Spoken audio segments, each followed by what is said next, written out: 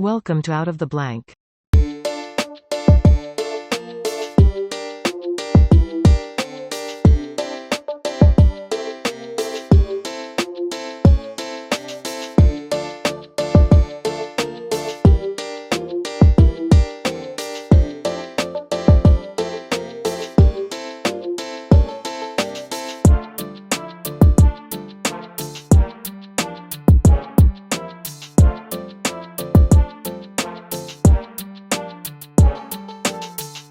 Welcome to another episode of Out of the Blank podcast here with Michael. Michael, it's a pleasure to have you on the show. Can you please introduce yourself to everyone out there listening? My name is Michael W. Cook. I am a Bigfoot researcher, author, and historian in cryptozoology. The cryptozoologist name entails the ologist entails that we are doctors. We're not doctors. We're not experts of this stuff, but I am considered cryptozoologist. I currently reside and have lived here most of my life in Kentucky. I live in Southeast Kentucky. It's there where I had a face-to-face encounter with one 20 years ago this October. I was 16 years old and one fell off a hill in front of me into a river. And it took about a year to come to terms with what I saw. And once I did, it catapulted me into the next 20 years doing what I'm doing now. I was with a very large Bigfoot organization for a amount of years, then broke off and went on my own separate journey to find answers. And since then, I thought that I as soon as I think that I've got these answers pinned down and I know where I'm going to, something happens and it takes every bit of the data and the theories and everything that I've collected and throws it out the window. 20 years ago, if you would have asked me what I thought these things are, I would have said flesh and blood, undiscovered species of primate, nothing more, nothing less. And today I can honestly say that that's not the case. These are some sort of flesh and blood, but they are endowed with certain abilities that we are still trying to figure out. You got to bring me to that level, because right now the way I still think of it is that it's this other type of ape. It's flesh and blood. I think how you thought 20 years ago. But I want to go to your experience, what you experienced and what you saw happen and everything that happened there. But I've heard one experience story about a Bigfoot before. It was a buddy of mine, and he did not come on the show to talk about that. But he talked about being in a trailer with his friend, and he's not like a BS type of guy. He's a straight shooter. And he says something hit this trailer, and it literally, the whole trailer almost felt like it was going to tip to the side. They thought it was a bear, and they come out, and he had his dogs that were outside, and one of his dogs were split in half. And I don't know like how to verify that. Obviously he's telling me that, but he's never lied to me like something like that before. That's not something you just want to openly say out there into the world, because people might just roll their eyes at you or something like that. So it made me start diving down the rabbit hole, or kind of diving down and looking more into cryptozoology and other aspects. And I've had a couple people on since then talk about it. But your experience, you said you saw something fall into the water. I skipped school one day. This is October 2002, and I couldn't tell you the exact date, but the day of the month. But it was early to mid October, and I skipped school one day, went fishing. Um, there's a lake here in my hometown, very small lake, good fishing though. So I went to the dam at first and fished for a little bit, and then I went on down toward the spillways in the river. And that morning, it was perfect. It wasn't too cold. It wasn't too hot. It was nice. Here in Kentucky, um, we have cold times, but they don't normally happen until about January, February, March. In fact, recent years I've worn shorts and t-shirt on Christmas Day. It's just how it is. It's always been like that for us. So in October, the leaves are starting to change, and the mornings you'll get frost. And that morning it hadn't frosted. So I was standing there, and I kept on hearing something move over on the hill across from me, but I couldn't really see because the sun was coming up over the ridge. and fog and everything. It was, it was just, it was blinding. You couldn't see anything but the silhouette of the mountain in front of you. And, at first, I really truly thought that it was squirrels playing or a deer. That at that time they had released elk back into the wild here, and I hadn't seen one yet. So I thought, maybe it's an elk. And 20 years later, I still don't know if this thing took a wrong step, tripped, slipped, lost its footing. It done something. And, in a matter of seconds, I heard this crashing coming down the hill, and it landed right in front of me into the river. The river was somewhere around, I don't know, 6, 7 foot deep. And at first, I saw a large ball of hair. And I thought bear automatically, logically thinking, um, I thought it was a bear. So I laid my fishing gear down, and I said, if it's a bear and it comes out on my side, it's not going to be very happy. So when it stood up, I think then is when I realized subconsciously that what I was seeing was something I'd never witnessed before, but I was still trying to rationalize what I was seeing. My brain was trying to rationalize it. And it stood up, and it had its back to me, and it started walking across the water and got up on the bank, pulled itself up with a tree branch or something there, 5 foot ledge, and it was standing there on 2 legs.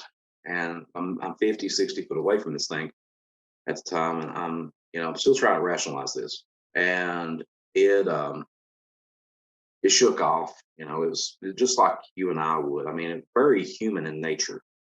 It shook off, and it was grumbling about something, and it would take its the hair on its arms. It would take its hands and just go like that, and push all the water from the hair, and then it would beat up on this long hair pulling off its elbow and just wring it out, like you would a dish rag. And I'm still trying to rationalize everything. So I'm thinking, this is not anything I've ever saw. This is not a man. This is not a bear. Um, and you got to put yourself in my position at the time. Heart's beating out of my chest. I'm freaking out. I want to run, but I'm afraid to run. And I finally just stood there. And when it started to walk up the hill, I took a deep breath. And when I let my deep breath out, I went, like that. And when I did, it stopped. And you get that oh shit moment where I shouldn't have vocally let that out. And it stopped. It stood there for a second and it looked over its shoulder at me.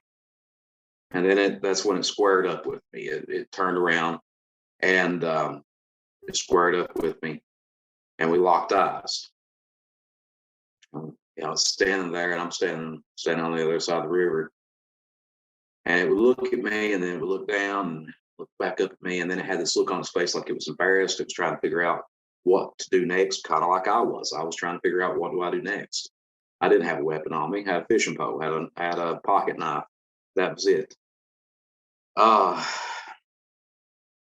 And it was almost like it energized itself. It took a deep breath, and it looked like the breath, like it just breathed all the way up its body, and it puffed its chest out, and it let out these whoa, whoa, just demonic screams, guttural, just primal screams and grunts. And I finally figured out how to run. So I took off running, didn't look behind me because I knew this thing was right behind me. It jumped the river. It was right behind me. It was running after me. So I get to my car, get in, lock the door. I'm looking around, and I realized that it hadn't jumped the river. It hadn't followed me. It was already up in the woods. So I stood there, and sat there, and I'm thinking, okay, let's calm down and see what, let's think about what this is. And not one time sitting there did I ever think Bigfoot, Sasquatch, anything like that. So I started getting hot, and I rolled my window down. And as soon as I rolled my window down, I heard this just up on the ridge, and I said, "Oh my god!" So Roma went back up, and I just sat there shaking. I was scared to death. Uh, I don't know how long I sat there, probably 30 or 45 minutes, and it just kept on doing this thing up on the ridge. And finally, it stopped. And after a few minutes, I did go down and get my fishing gear, got in my car, and left. And I had full intentions of coming home and telling my mom and dad what I saw. So when I get home, my dad says, "Well, you done home so early?" He goes, "Let's skip school, you know." And I said, um, "Buddy, went fishing." He said, "Well, did you do any good?" I said, "Dad, I got." And I look at him, and then it just, you know, I couldn't tell him because I was afraid he was going to call me crazy or tell me that I was lying. And so I said, "No, man, I didn't do any good." And I kept it to myself for a year. And close to a year later, my dad and I were watching Unsolved Mysteries. And, you know, normally that show, it went around unsolved murders, missing persons, stuff like that. But every now and then they would throw a show on that had UFO encounters, abductions, Bigfoot, Loch Ness, stuff for, you know, people with different interests.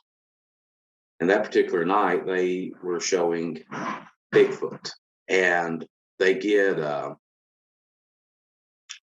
they show the Patterson Gimlin footage of '67, and when Patty turns her head and looks over at Roger and Bob, that was the same look that the one gave me a year prior to that.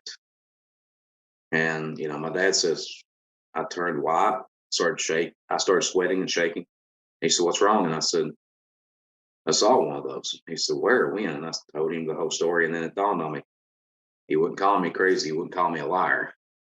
And I said, "Dad, you know, why, what do you know?" And he said, "Well, they're out there."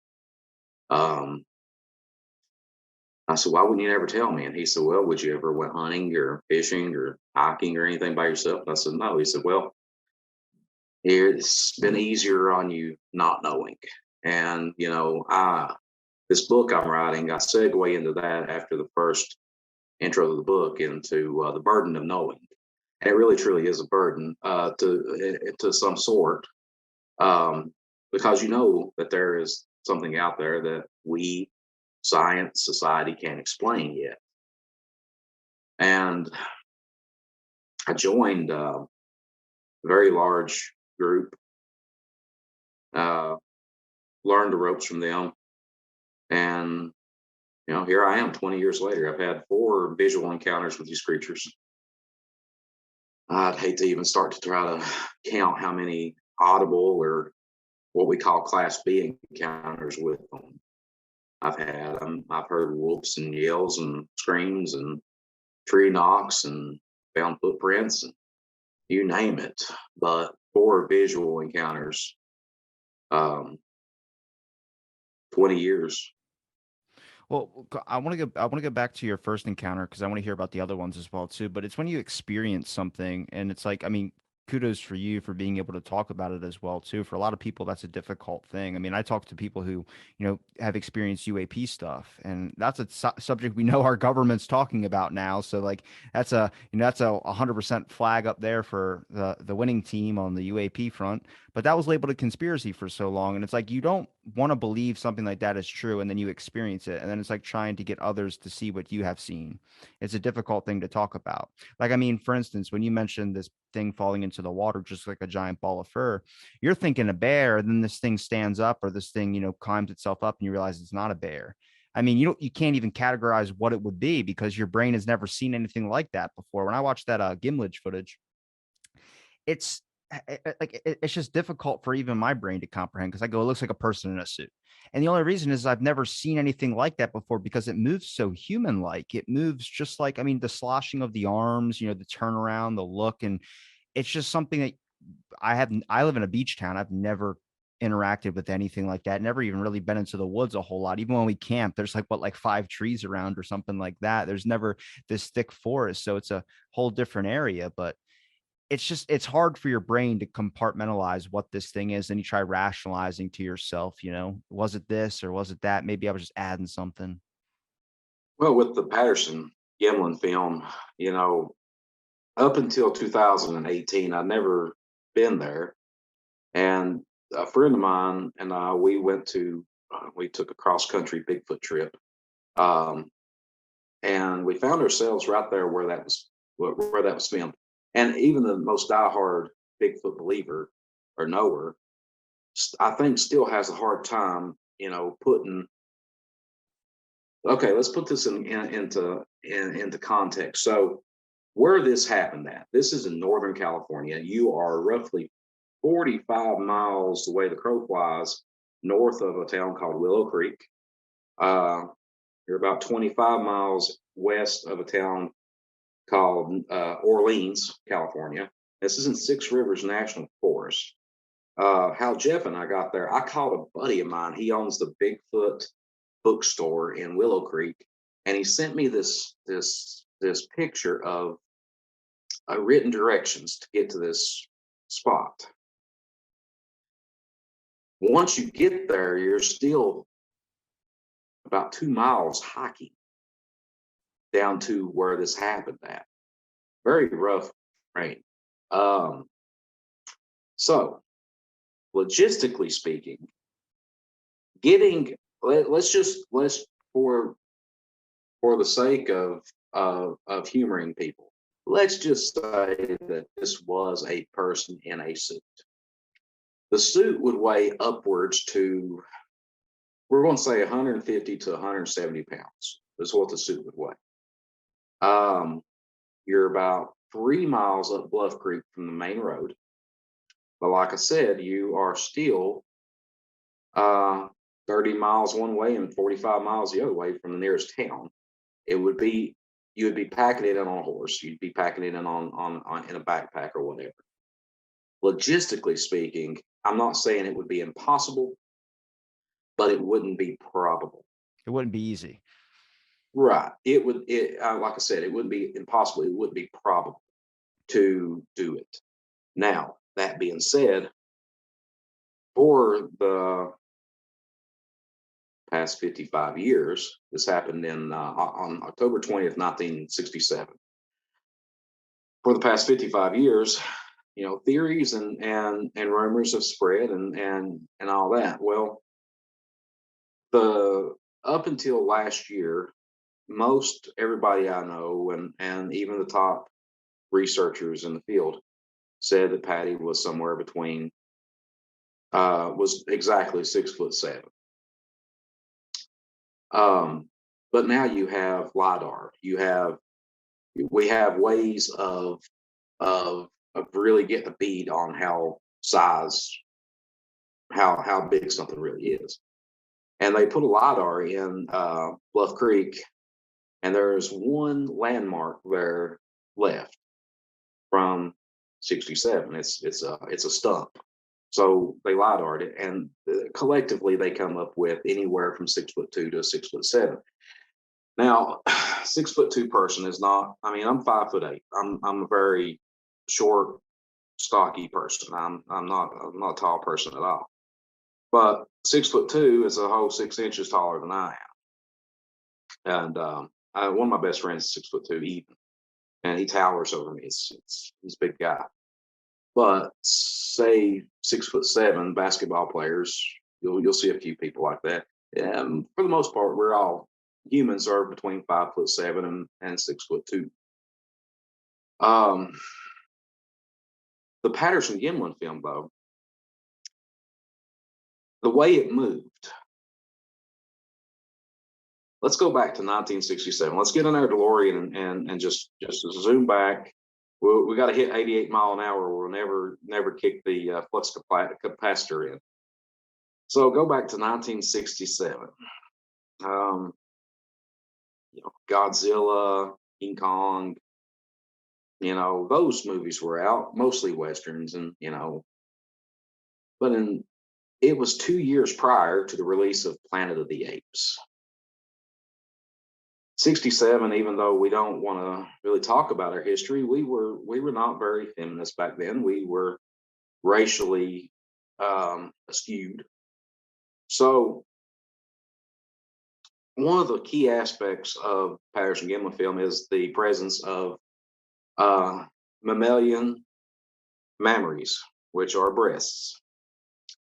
And if it were a suit created for Hollywood, that would be on the lower end of what they would do. They would not, that, like I said, males were leading roles in movies, even in the Planet of the Apes. I mean, you had Charlton Heston, um, that was a leading role.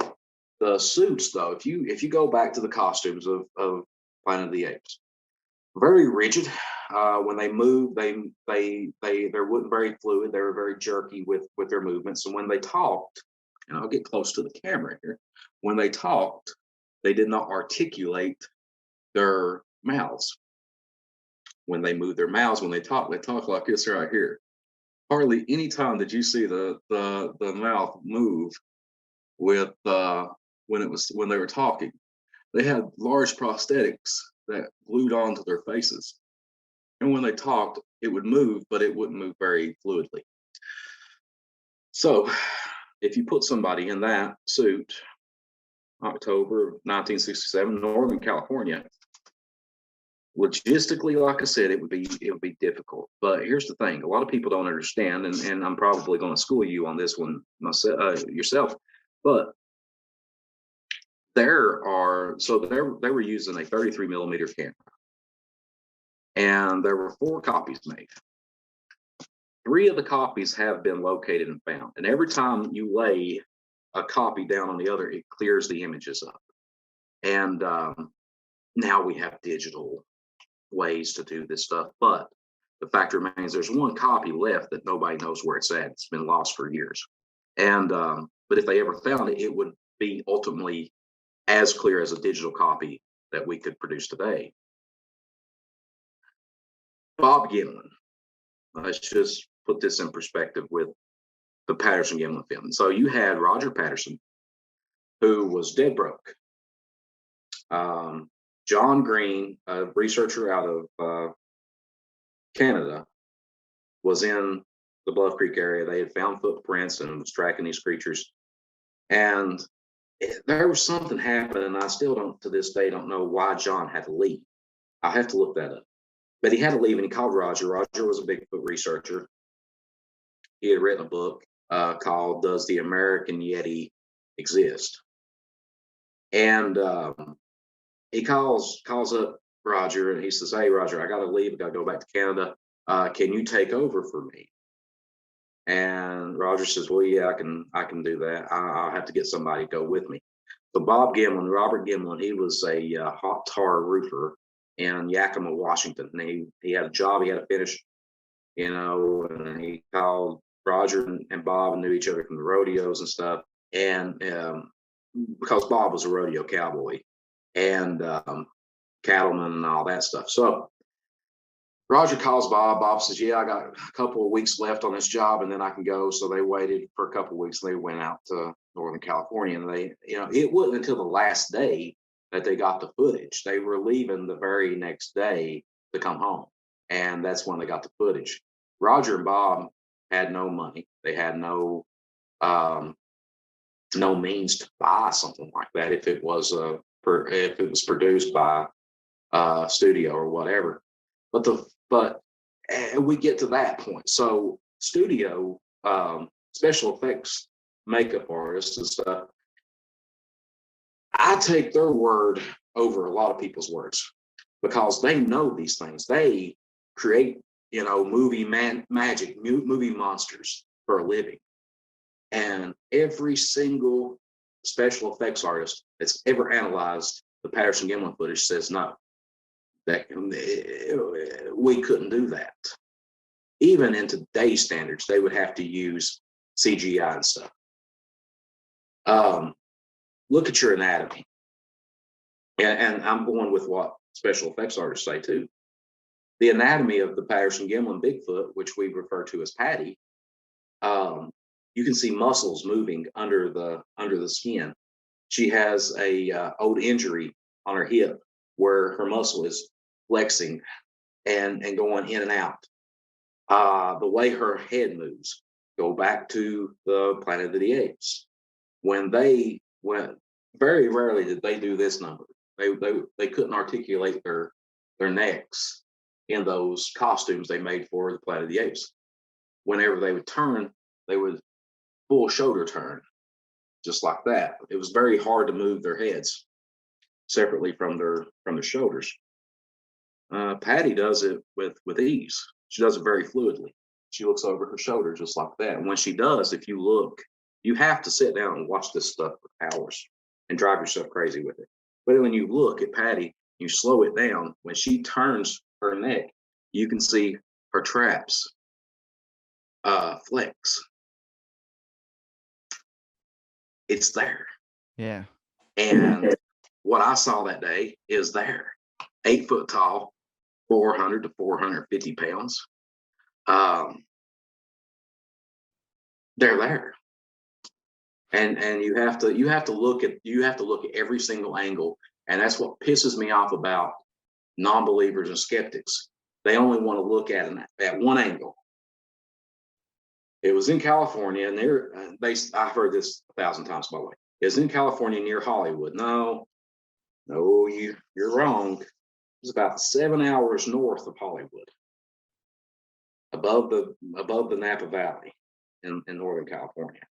I can share your frustration with the skeptics. I've had some of the big ones on my show before, and I don't like the whole debunking thing. It's just like, I don't know. It's like that's their goal, I guess. They feel like they're winning when they feel like they can debunk something, but necessarily they don't pick the easiest things, or they do pick the easiest things to debunk. They never really go full into the details on things. But if this is in Northern California when that's happening, then are we talking about when you saw? So Bigfoot. We label Bigfoot as one basically. So it's more than just one. No, we're talking about a species. That would be. I swear to God, I used this in a conference a while back. I speak at conferences, and I said, "Oh, that would be like Kevin." Okay, we got Kevin here. Kevin's the only Kevin. There's no more Kevins. There's no more Kevins, just Kevin. Holy crap, I saw Kevin. Which Kevin were you talking about? No, it's a species. It is a variational species. So you have different variations of these creatures. The eastern Bigfoot and the western Bigfoot.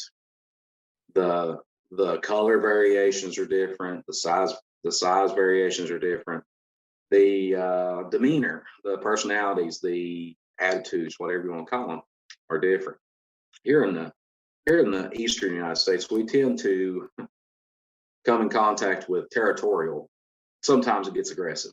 In the western part, there a lot of Native American tribes call them the Watchers, mainly because that's what they do. They watch, they observe.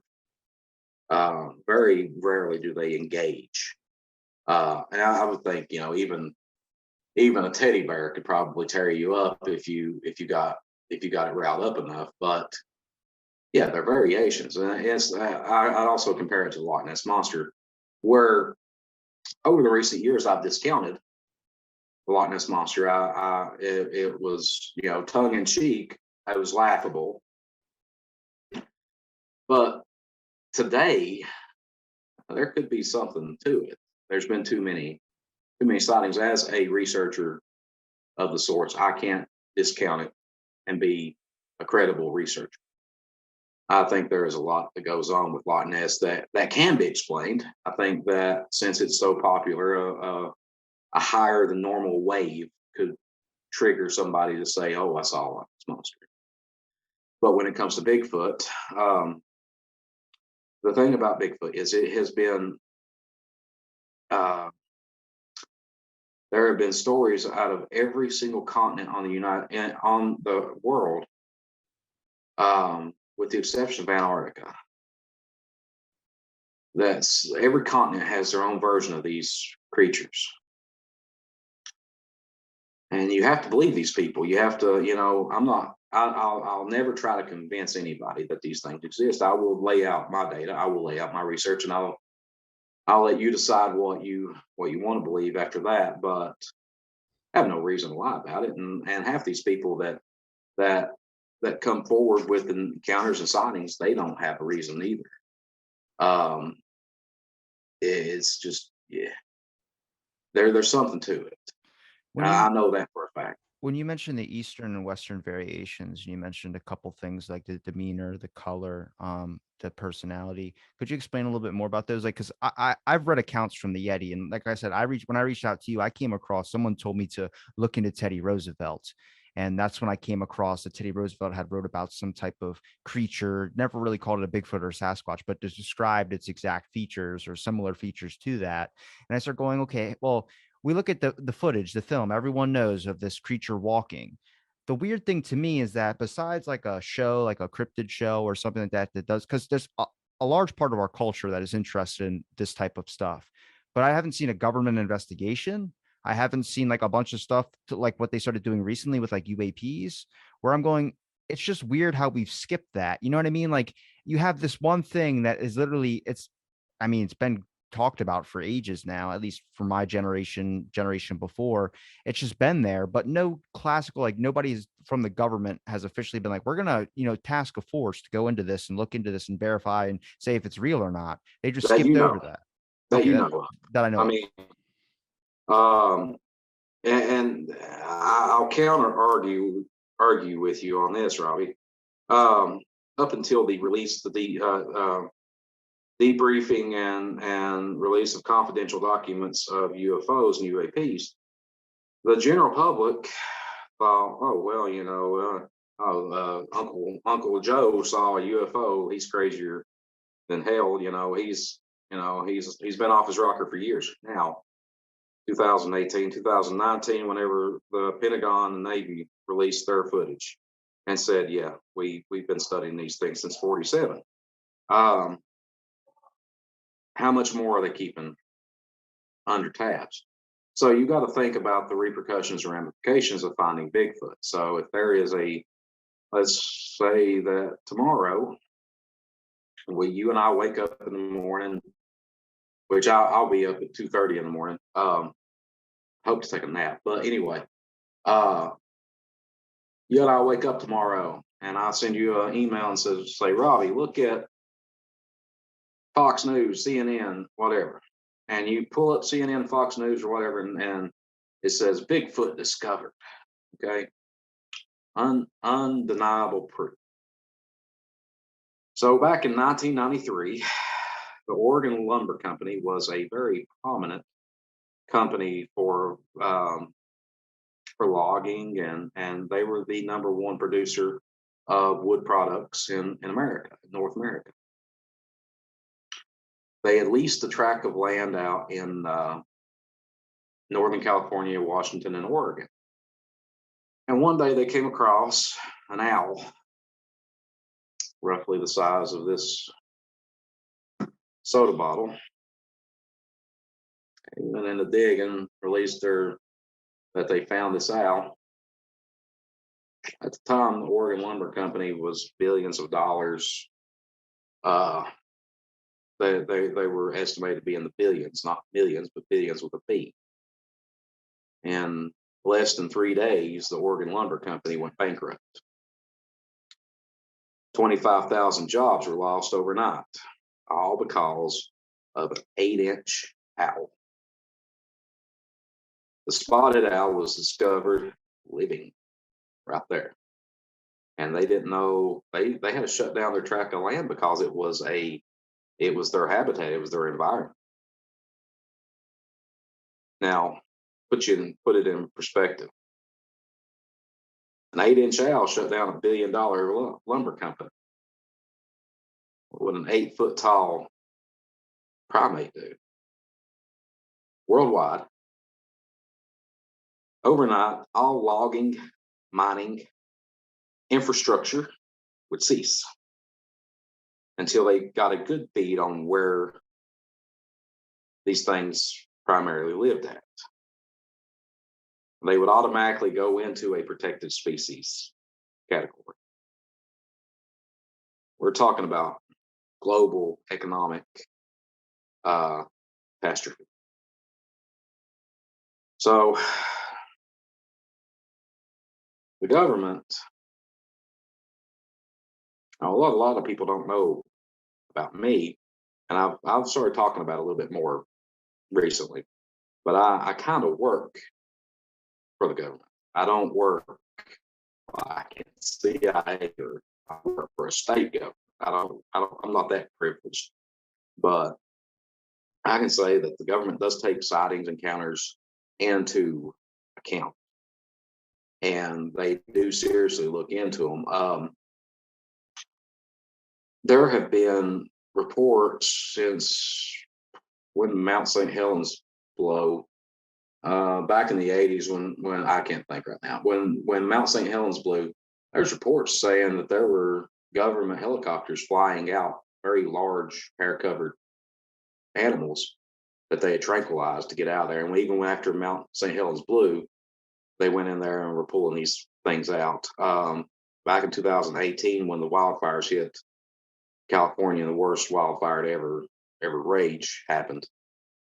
Today, now there are reports coming out that people are saying they saw firefighters nursing these 8 to 10 foot tall beings, burned, singed really bad, and government helicopters coming in and flying them out. Do I believe that the government has these? Wow. I'm not too naive to say that the government would tell us if they did, because they went from 1947 to 3 years ago before they said, yeah, well, we've been looking into UFOs for a while. I don't trust the government. If the Smithsonian can lie to me about giants, I'm pretty sure. Like there's the giant Smithsonian scandal, basically about but giant bones that they found. you know where the giant bones were found, don't you? I don't. Right here, right here in Kentucky. Oh, wait, is she saying the giant bones are just getting mistaken for a species of giant when it's really they're talking about the Bigfoot? Could be. They found these giant skeletons in the sand caves down in western Kentucky, and there were even giant bones found here in eastern Kentucky. The Smithsonian lost them. They didn't think they were significant enough to keep. Uh, Well, that was my point earlier about the whole film and doing a government investigation like that I know of. I'm not trying to debate or anything. I'm just saying the general public doesn't hear about this. The media doesn't, at least we don't see it. You know, a lot of us are very new to besides that video, and it just if you said it was like a cover up, if it was something that was being hidden because it was a dark part of our history or it was something that could influence maybe business transactions or people would lose money, I 100% believe that because that's every single thing that we end up spending years trying to figure out. Area 51 was labeled a conspiracy, even though people were staring right at it and saying it's right there, we see it. And then eventually, after people tried to storm it, the government was like, we're either going to have to shoot some people or we're going to have to tell them it's real. So that it took us a while to get there, but now I think more people are skeptical about, a lot of these things in history now because like, what do we know? I mean, I've seen Native American, drawings of these giant things, and I'm like, okay, well, there's something there. Whether it's still alive, I couldn't tell you. But if oh, we're it is. that's what I'm saying is like there's this whole turnaround of where we're starting to realize that a lot of things are being covered up in I guess it would be the aspect of big business. And that's kind of a dangerous thing because right now you have people confused, and these are why these like that video is so popular still today. It's why other videos are still popular that go on this. They label it as conspiracy, so no one wants to look into it, and it's not that at all. Well, you take. Uh, I hate conspiracies. I really do. Like conspiracy theories, the theorists, the die-hard ones. Um, The that JFK that shit's real. I'm letting you know that the JFK stuff's the real. JFK shit is very real. And it's so funny if you stand in Neely Plaza in Dallas, and they got an X. They got an X drawn on. I mean, it's kind of odd that they would draw the X there where JFK had his brains blew out at. But if you stand there and look, you can't see the book depository from that X. You can't do it. And I mean, the magic bullet and all that stuff. I mean, UFOs. I go back a few months ago. let's see, was it Jimmy Kimmel or Stephen Colbert? One of them had, uh, former President Bill Clinton as a guest, and yeah, it was a late night talk show, and it was, it's mainly for laughs and everything, but they bared down on him. They said, okay, UFOs, what do you know? And he said, in 8 years that he sat in the presidency, he said, I tried every way in the world to get the Roswell story out of them, and they never would tell me. The president of the United States said they wouldn't tell me what actually went down. And there's truth in everything, and I get that. Every legend, every folklore, everything you've ever heard, there's truth in it. Now, it might just be 1%, but for the most part, it's a pretty good percentage. The hairy man that you're talking about with Native Americans, um, they they knew how to draw a human. They knew how to draw themselves, and that's very prominent. They draw themselves. They draw what they saw. But every now and then you'll come across one, like you said, cave drawings of these larger human-like beings covered in hair, and they got the lines drawn on them for hair. The Native Americans, they talked about, there's 547 Native American tribes. 547. Every single one of them have their own variation of Bigfoot, SossSquatch. So there's got to be some truth in it. It can't be just a campfire story to keep the youngins from running away from camp. Teddy Roosevelt, Daniel Boone, Leif Erikson talked about it. Even Christopher Columbus talked about a red-haired race of giants that they come across. They throw rocks at them. They were afraid to go on shore. Like I said earlier, every continent in the world has had that, their own version of Bigfoot. The Russian government is probably, Russia's Russia, but the Russian government is probably one of the only open governments to talk about their theories and investigations, research into the Yeti, the Almasty. They have a special sector devoted to studying and researching the Almasty, which is the Russian version of Bigfoot, the Yeti, the Russian Yeti. And even with accounts like the Aldov Pass in Russia near the Siberian border, there were 7 or 8 people died there. The circumstances surrounding their deaths were murky at best. They cut their ways out of their tents to get away from something. There were pictures taken. In one journal, and this is factual information, in one journal that they found that was written on this excursion, I mean, when they translated it, jaws dropped because it said the Yeti exists. And were they attacked by one of these creatures? I wasn't there. That's my answer to everything when people ask me. Well, was this or was that that? I don't know. I wasn't there. I believe something happened. It's like Roger and Bob. Roger Patterson died many years ago, and Bob Gimlin is the living sole survivor of the incident on Bluff Creek. And I've sat right face to face with Bob. I know the man. I've sat right there with him and heard this story come out of his mouth, to see his eyes, to see his actions and everything. He's telling the truth. I'm telling the truth. Whether people believe me or not I don't give a shit anymore. I really don't. I used to think about, I used to stay up all night and worry about, well, somebody called me a liar, somebody said this, or somebody said that. I don't worry about that anymore. I sleep like a baby now. I don't really care. I know what I saw. The last 3 encounters, I had witnesses with me. the last visual encounter I had with these creatures, we got surrounded, and I had two people that I cared about greatly with me at the time, and it could have turned out very, very bad very quickly, and you and I would have never been having this conversation, but it didn't, and now here we are. Um, the thing about it is, though, the fact of the matter is, 250,000 reports. It's just reported over the course of say 100 years, all over the world.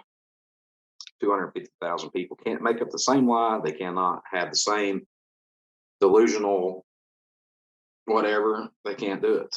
It's impossible. That is, I hate the word impossible, but that is impossible.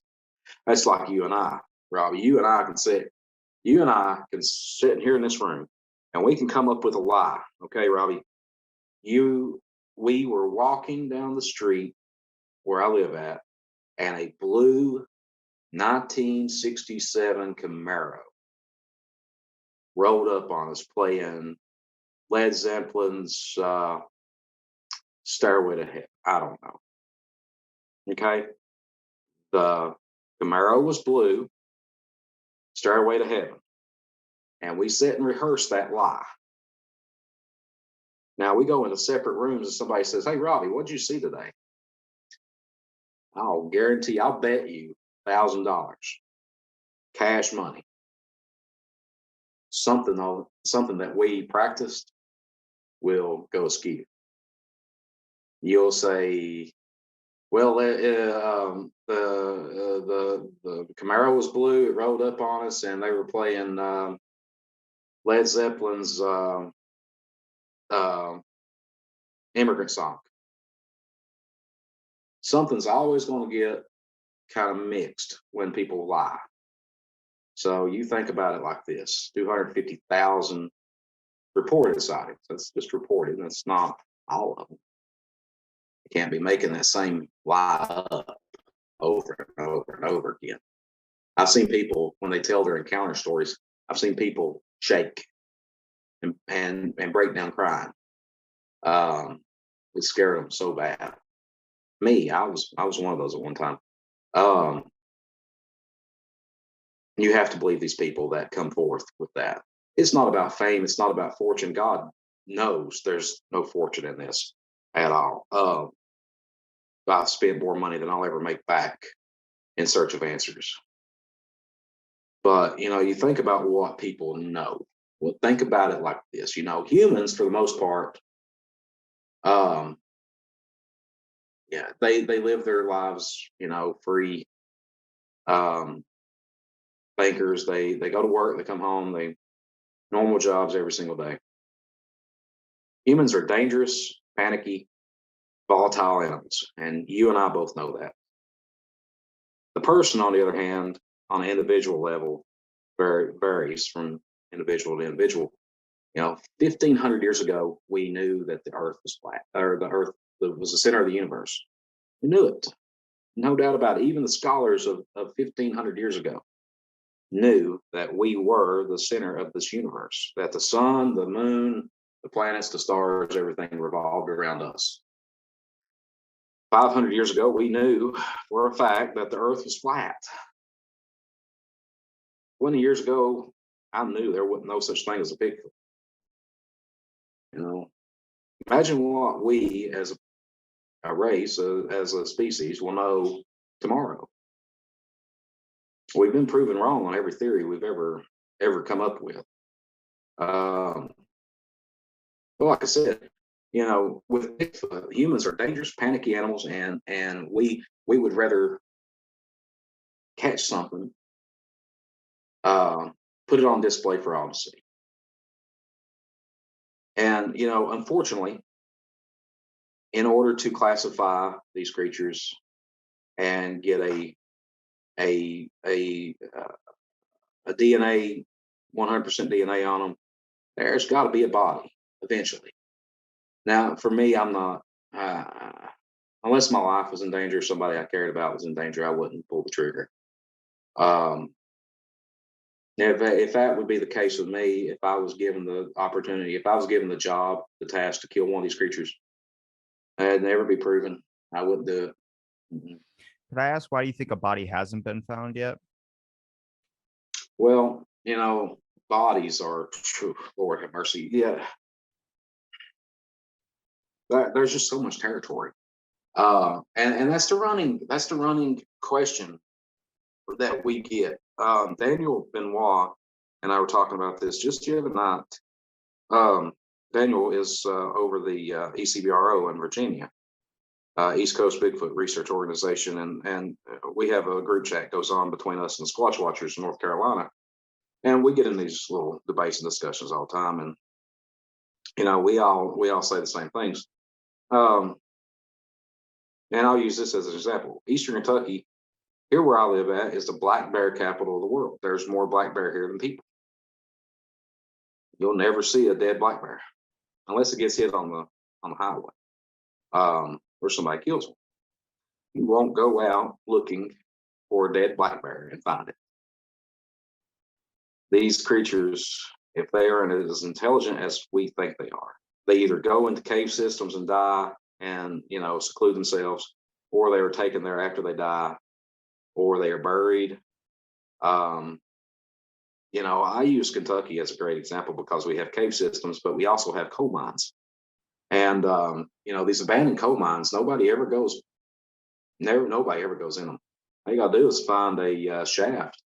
These creatures might know where one of these outcroppings are.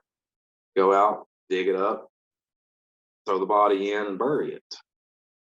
We're dealing with a very intelligent species, so that is very probable that and plausible that that's exactly what happened. Uh, I could go really weird with you and say maybe they don't die. Well, that's what my Maybe. question was going to be was how long was their lifespan? I didn't know. Obviously, it's probably not going to be comparable to a human life, but I mean, if the number of occurrences are going up, just that's a variable as well too. I mean, people always use the example it's because the trees are so thick and they're not known to be, I guess, walking around all over the place. Like they don't want to be seen, and that's usually what I hear when I talk to someone about it. I mean, it makes sense, but it's just like I would be more apt to like, I definitely believe you. It's just I'm more apt to believe that if there's a body, the government's going to do their best to try and make sure that somebody's making sure it's not known to the public. I mean, if I Google Bigfoot researchers, there's all these conferences and all these things that I'm now learning about, and I never hear a single word of it on the news. And now I'm starting to be like, okay, well, this is not like just one person shouting from a rooftop.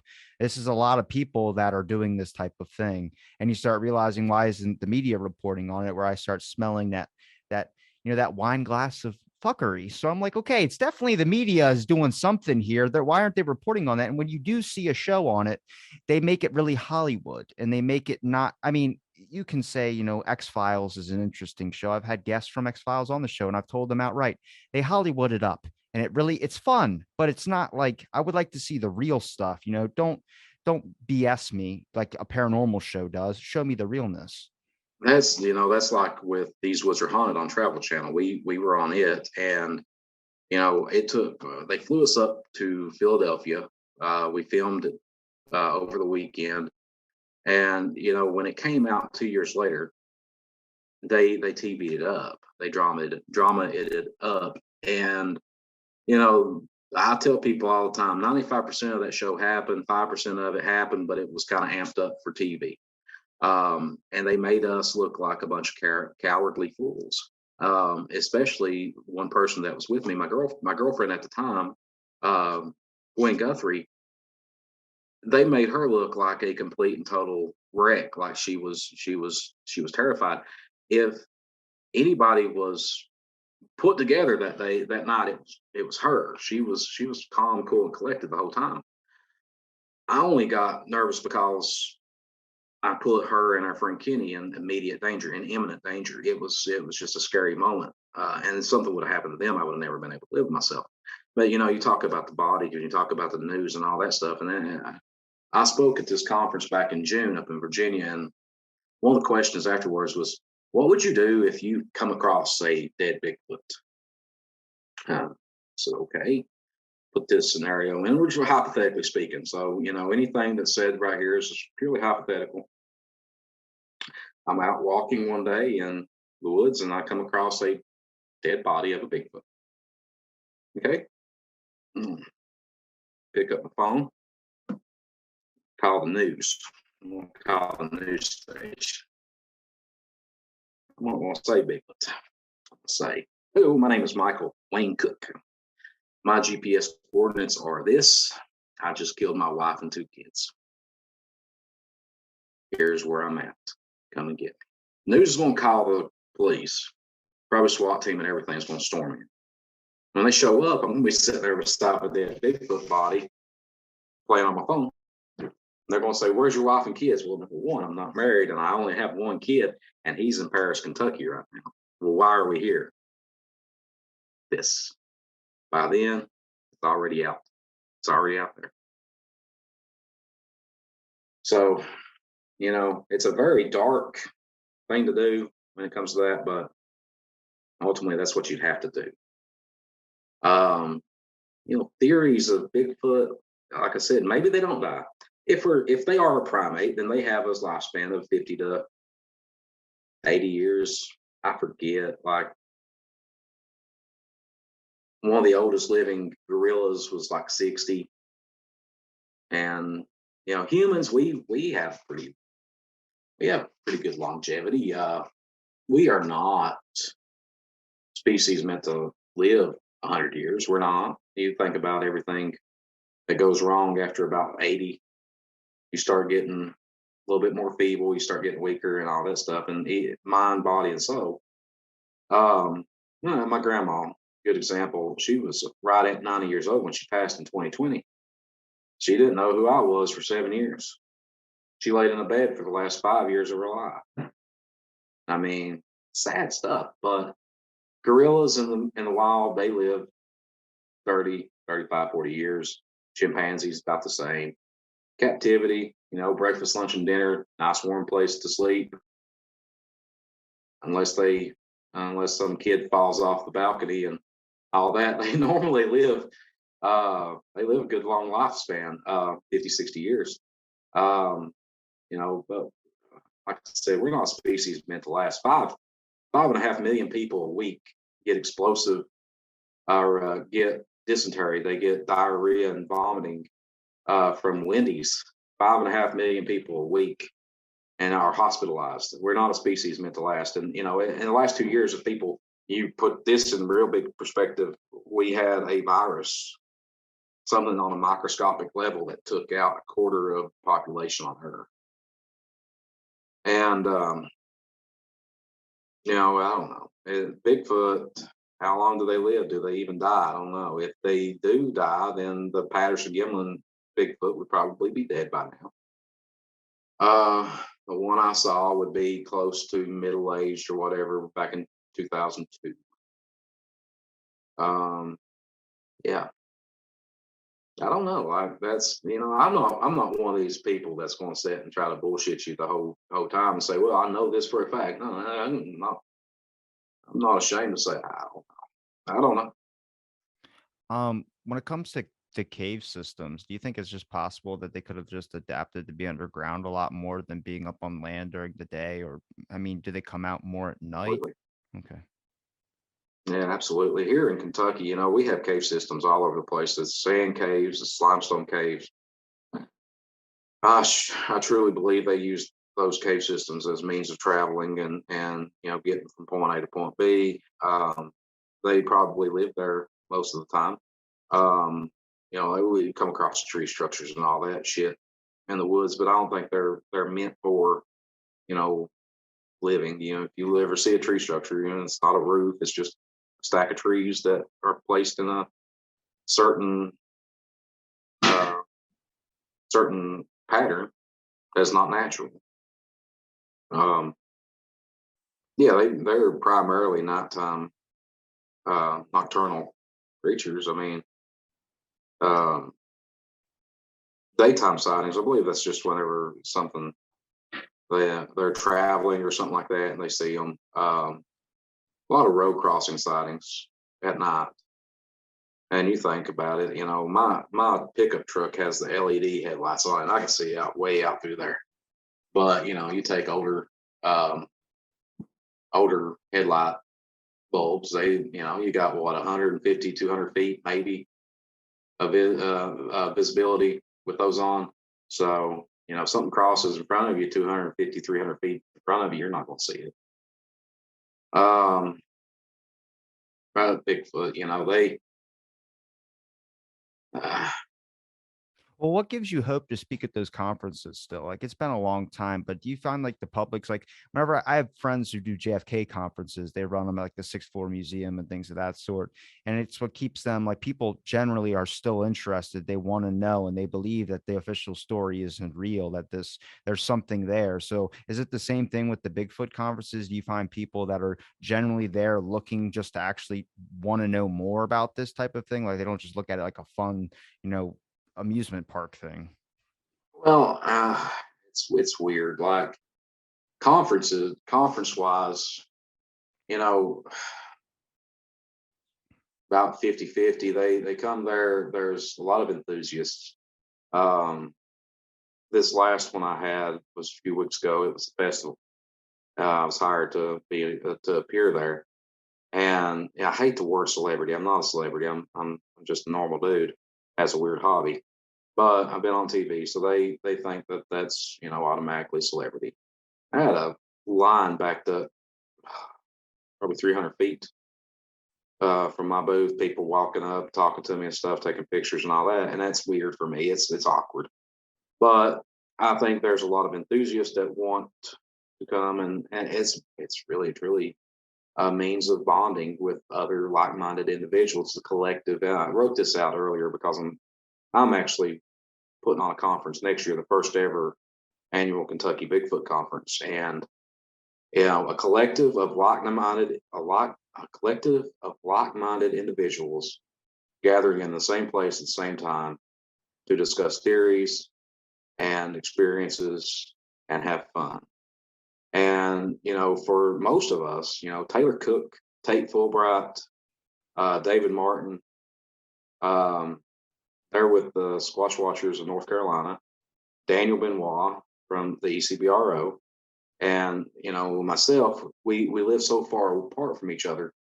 We're best friends, and we only get to see each other at these things. And there's a rule: if you have Daniel and I and Squatch Watchers at the same conference, you have to set us together. We don't fare well with others. We don't play well with outsiders. We like to be together. We like to sit in the same area together. We do everything together at the conferences. We go eat and all that stuff. But you have diehard believers that come out and they want to hear our stories. They want to hear our research. Um, I pack, I'm bragging about it. I pack a house when I do a presentation. I pack a house. My presentation is called the Bigfoot Experience, and I go through. It's pretty much the blueprints behind the book I'm writing. I go through the history and encounter stories and research and data and the repercussions and ramifications of finding Bigfoot and where we are going as a research unit as a whole.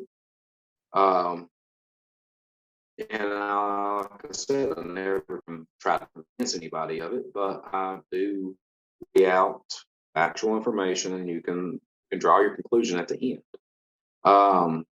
But as far as conferences and stuff go, it's something for people like us to do. I mean, yeah, I guess you kind of could, in a way, say it's like a carnival. I mean, because it's giving like-minded people something to do. We have fun. When I come home from a conference, I don't talk for 3 days, not because I don't want to, because I can't. I lose my voice. But for me, I also run a business too. I run a barbecue sauce business. I think that's how you got a hold of me. You searched through my you emailed me through my SossSquatch site, or my email through it. And SossSquatch, I've been making this barbecue sauce for like 10 years and just came public with it this past year.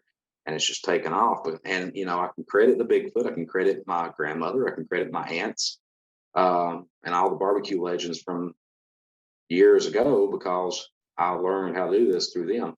And SossSquatch is just a good play on words with what that is. I was hoping it wasn't Um, just like a Roswell UFO McDonald's thing where the McDonald's in Roswell is a UFO because they're playing off the UFO incident. But I'm glad you actually do research on it. I was hoping that's what when I reached out, I was like, I hope he's doing research on this thing and not just doing it for the sauce. But yeah, I listened to your Coast to Coast and then talking to you now as well too. I mean, like I said, when I mentioned the conference thing, I was just making sure people weren't showing up as like it's going to be a joking thing or something like that. I want like actual research being done there is the important part. Like I get the laughs between friends and all that, but I generally think there's an interest in it. Yeah. there are. I had an incident a few years ago, and um, I'm a very docile person. I'm very soft spoken. I don't. I get mad, but I don't show it often.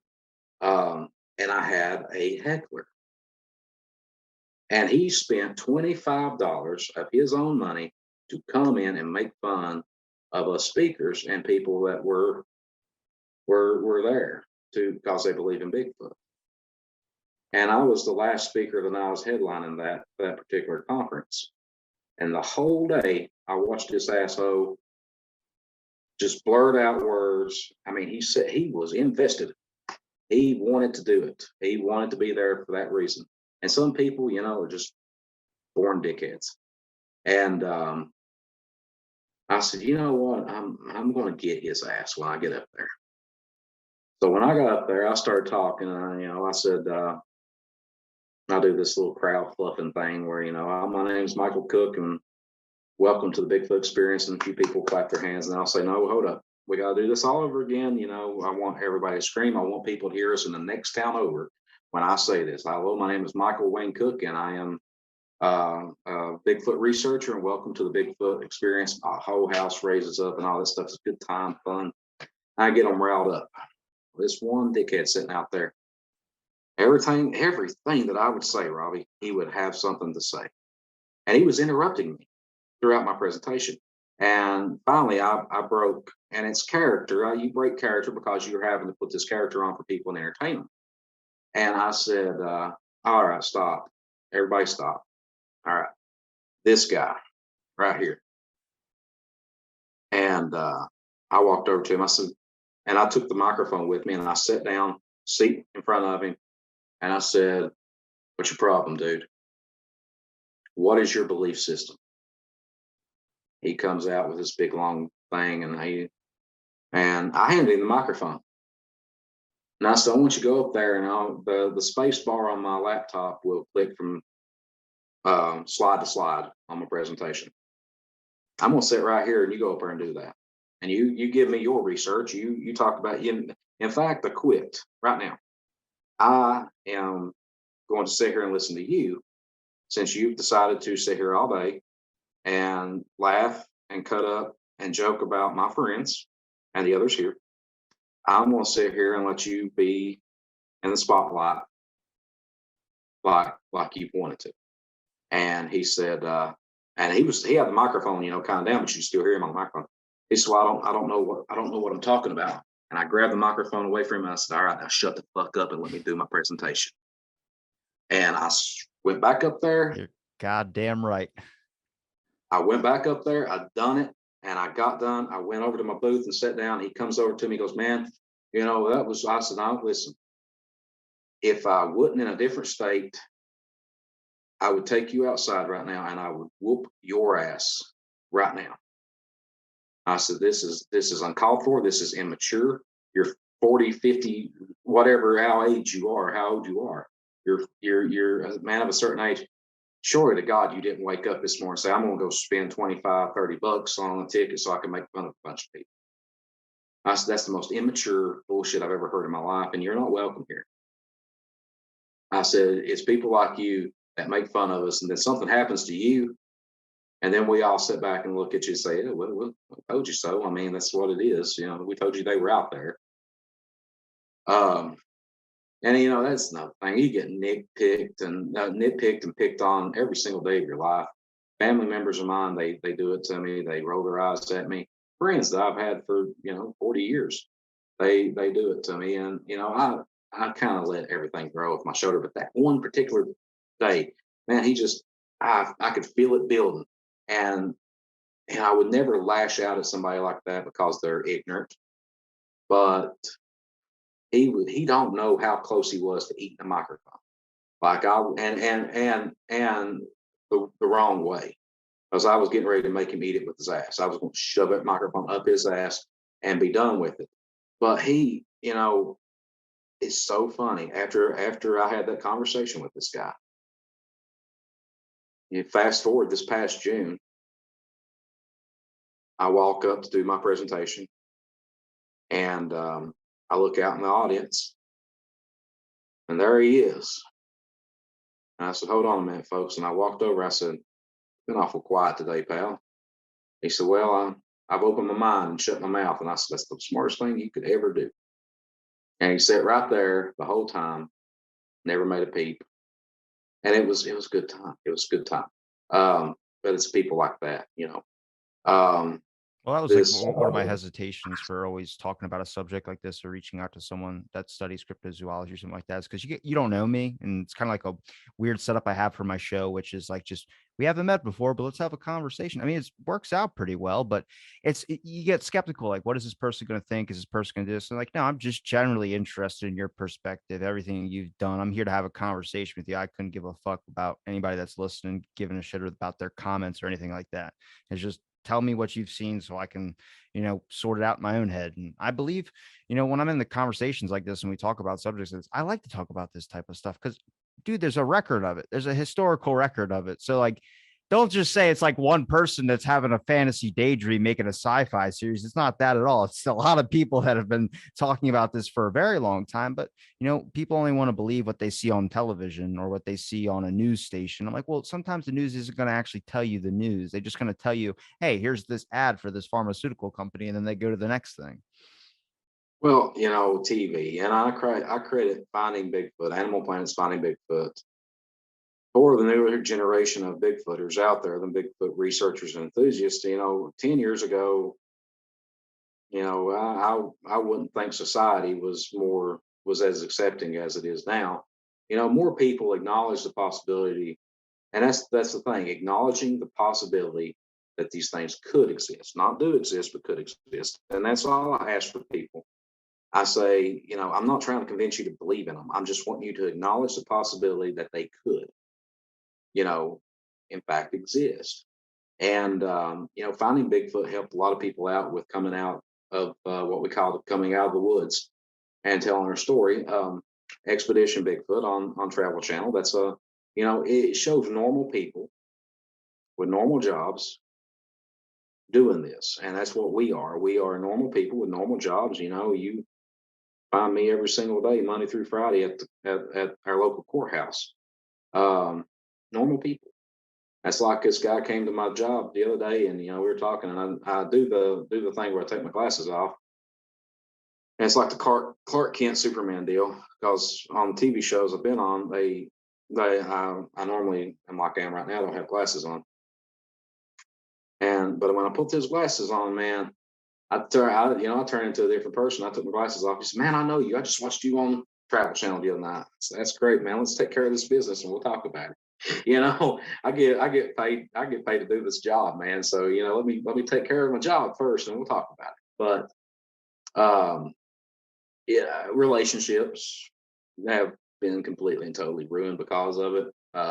Normally, I'll wait 2 or 3 dates before I bring out the Bigfoot and say, "Hey, what do you do for fun?" Oh, well, uh, it's easier to say I stalk something. I mean, it really is. Well, I'm a stalker.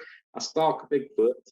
I normally save it about third dates now, but you know, the worst thing anybody can do to me is call me a liar, and that's the worst thing that anybody can do to me. And there's this particular dude that's in the Bigfoot community. He has a little YouTube show and stuff, and his whole purpose of existing is to make fun of us. And he knows better. Um, there's a thin line between poking fun at your buddy and making fun of your buddy, and he crosses those lines on a daily basis with people. And it's people like him they just stand back when and I hate to bring it up like this, but when somebody, does the ultimate, you know, thing where they kill themselves and then suicide, it's people like him that say, "Oh, I don't." He seemed like a pretty happy person. He was just, I don't know why anybody would do that, because people like you that are constantly digging into their soul and bringing out everything that they don't want to be brung out. And bullying is one of the number one causes of suicide, especially in younger individuals. I just want to clarify for anybody listening that he's not talking about me. I'm not doing that. You're just using. But I do want to clarify something. If you do have any thoughts like that or anything, there's people out there that will listen to you, and I would rather talk to you on the phone or face to face for hours on end and let you tell me your problems than have to go to your funeral. I don't like going to funerals. If I die under weird circumstances, you blame the government because it's 100% that. I'm digging into the JFK topic so deep. I'm letting everybody know my breaks are perfectly fine. I'm a happy individual right now. Um, but But JFK, and I'll put you on somebody. I'll send you an email here in a little bit when we get off this. But I got a really good friend, one of my best friends. He's in Utah right now doing a conference. But one of my really good friends, he's a JFK nut. He'd be good to have on the show. what's his Um, name? What's his name? his his name is Ed Brown. He has a What? YouTube show called "Sit Down with Ed Brown." It sounds familiar. I've tried to talk to because I haven't really fully announced it yet, but I'm making a JFK film right now. And it's the first time you'll ever see all these researchers who do not like each other, they've all been on my show separately. But I, and even if there's some of them are listening to this, I don't know if they will be, but they don't know that these people are in there, and I'm probably going to lose some relationships once the film comes out. But I thought it was everyone agrees on the same topic, but it's probably like the Bigfoot community where there's just small little things that people disagree on, and those things can be like the biggest issues sometimes, where you can get everybody in sitting talking, but turns into an argument once they get to that one little disagreement. Well, it's like Bigfoot. We get into some heat, especially if we do Q&A panels. We get into some heated debates, man. And my buddies, God love them. I love them to death, but they know the buttons to push, and I'll be damned if they don't. They will get right in front of 1,000 people, man, and they'll start pushing them buttons.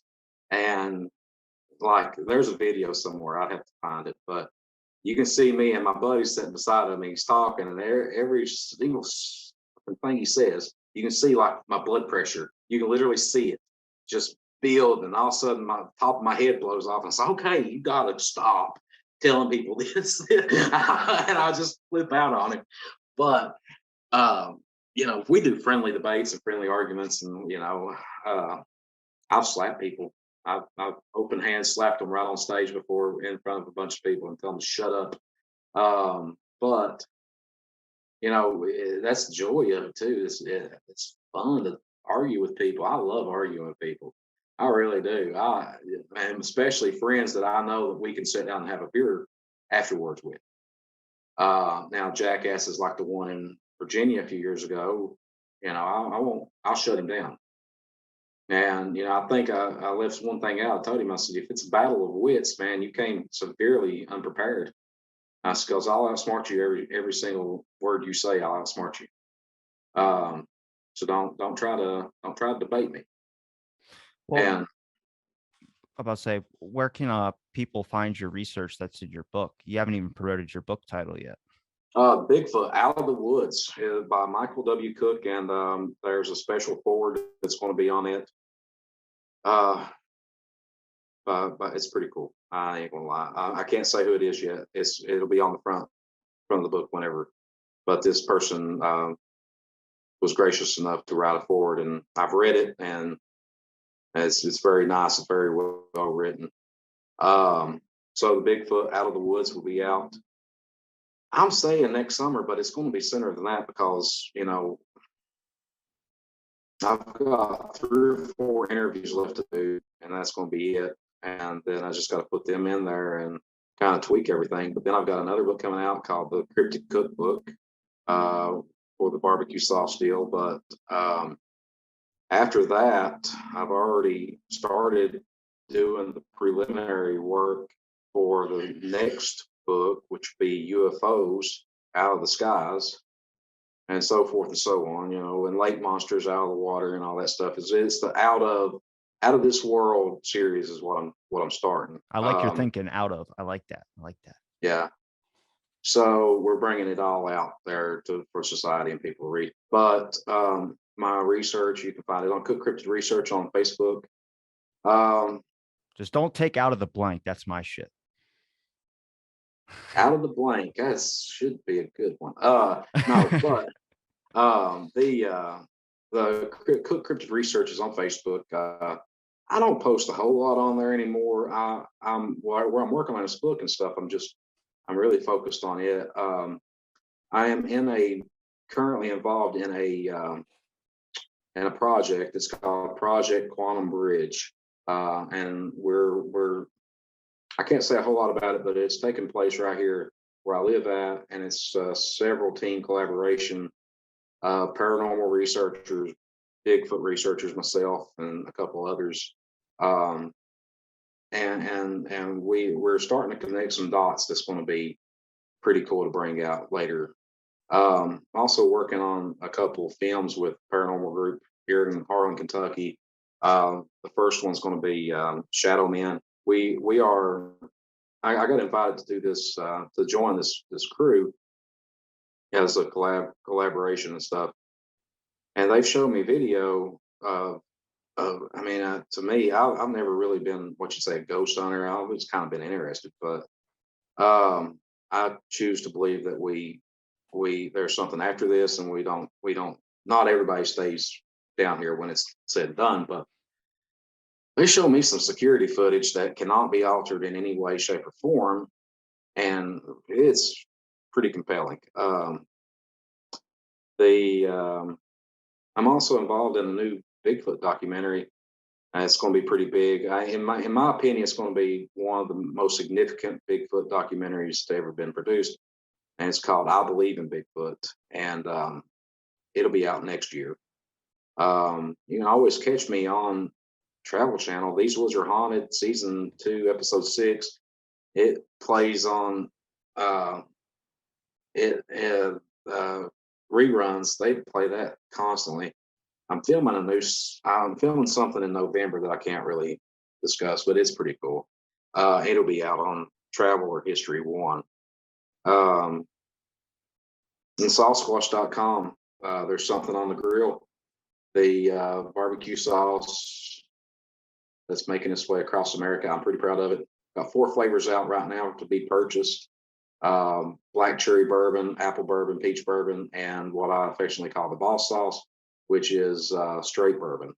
And then I have 2 new flavors coming out next month in October that's going to be unveiled at the ECBRO Virginia Squatch Fest on October 8th in Weir's Cave, Virginia.